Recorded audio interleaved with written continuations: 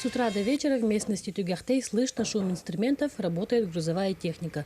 При входе на территорию заканчивается стройка якутских балаганов. Там 21 слег должен будет принимать гостей из других районов.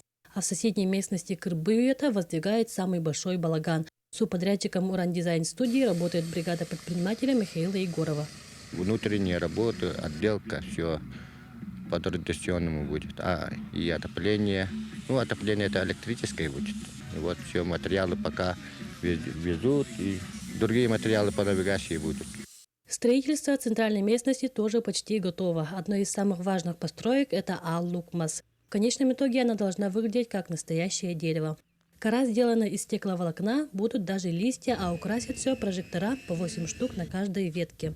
Еще одним нововведением является набережная, чтобы гостям было удобно отдыхать и наслаждаться видом реки Вилюй.